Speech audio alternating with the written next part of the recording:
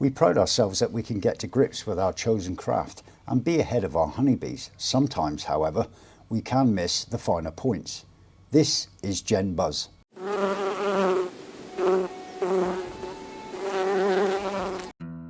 Lots of things we take for granted in beekeeping, and one of those is the bee suit, veil and gloves. We know that some brave souls risk bee stings by not wearing protection due to either climatic conditions or moreover having a thorough knowledge of their bees. As we know, working slowly and methodically reduces the likelihood of being stung. But there are situations that the suit comes into play. Examples are colonies which are aggressive, and of course depending on where you are in the season and the weather conditions, this plays a big part dictating the temperament of your colony. Many vital functions are required to be carried out by us as beekeepers to ensure the colony is functioning as predicted. Our inspection regime requires delving into the brood nest to check for spores, brood diseases and other disorders, but equally important that the queen is present and laying to capacity, normally 1500 to 2000 eggs daily. And of course, depending on seasonal changes, potential swarm preparation by the colony. So to say that you're up close and personal is understated. It is also a fact that some folk do not react well to bee stings and display many symptoms of allergy. In this modern age, there are many bee suit designs and manufacturers who have studied activities and reacted to beekeepers' findings and input when using the equipment. So let's have a brief look at the designs throughout history before modern materials and fabric technology became available. Beekeeping is not a new phenomenon. Evidence shows that folk were harvesting honey for more than 10,000 years. The art of beekeeping was a global practice, and evidence of this is recorded through antiquities. Examples are not limited. Continents included Europe, North Africa, China, and some areas of South America, to name a few. The Egyptians took it to a different level, giving the honeybee royal status, and proclaimed that tears of the sun god Ra, when they fell to earth, became honeybees. Early beekeepers, in fact, did not wear any protection at all. In the 16th century, European beekeepers had a very crude method of protection. Unfortunately, these suits featured a completely impractical wicker mask. Although the face and neck were protected, visibility was severely impaired. Modern suit designs consist of three main items of protection: the veil, gloves, and of course the suit and jacket. So let's have a look at them each in turn. Firstly, let's look at the veil. As a beekeeper, I've been lucky only to be stung twice in my first 2022 season.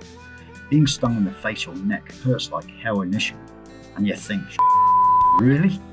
Unlike the ungainly wicker mask from the 16th century, which must have been a nightmare to wear, modern veils offer good visibility due to a very fine mesh screen, and for the brave, just a veil is enough. Generally, it is understood that defensive bees fly up into the face and eyes, as this is a definite deterrent to most mortals. Beekeeping gloves. They are generally recognised to be two types: the leather animal-derived material and nitrile. The leather animal-derived material tends to be cumbersome and clumsy when manipulating frames. Nitrile, however, offers more dexterity, and of course, it's a subjective matter for sure. Personally, I don't wear gloves when I handle my bees. This is attributed to knowing my colony's temperament when entering a brood area and carrying out manipulations.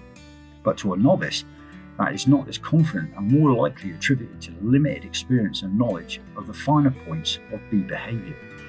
It is widely understood that gloves are a must at the early stages of beekeeping.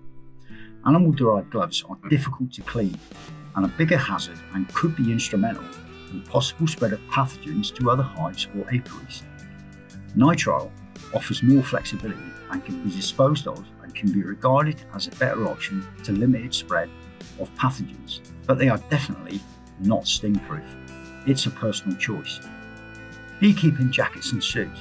The availability of beekeeping suits and jackets with materials that range from the very basic to the latest space-age materials is endless. However, it's all down to, and in some cases, what your wallet can stand. The range of suits available offer good sting protection in any case, and of course, are in most cases washable, important when reducing the risk of spreading brood diseases from apiary to apiary and dissipating bee sting pheromone. Finally, it wouldn't be right if I didn't mention the unsung hero, and that is the smoker. The smoker, although not an item of clothing, has to get an honourable mention, a truly understated piece of equipment. Sometimes when pushed for time, is neglected as a pacification tool and is a good aid to not getting stung so readily by dispersing the alarm pheromone and definitely capable of turning the heads of the guard bees away. Overall, honeybees don't really want to sting you. This mechanism is designed for the protection of the colony and the threat of their valuable commodities, honey, and protection of the queen. Moving methodically, not wearing dark animal-derived clothing or wearing sunglasses will lessen the chances of being stung. The bee doesn't really understand and only reacts out of instinct. In summary, choices of protective equipment is like a lot of things in beekeeping, subjective, and of course cost and value for money. But that doesn't mean to say that buying cheaper is inferior. There's no reason, if looked after, that a suit or jacket won't last the duration of our beekeeping careers. I firmly believe that the key is to enjoy the art of beekeeping and the unpredictability the honeybee brings. I would not have it any other way. Just a final thought before we go. In the video, look for the new line of anti-bee venom socks. See you all on the next instalment of Gem Buzz. Thanks for looking in. Cheerio now.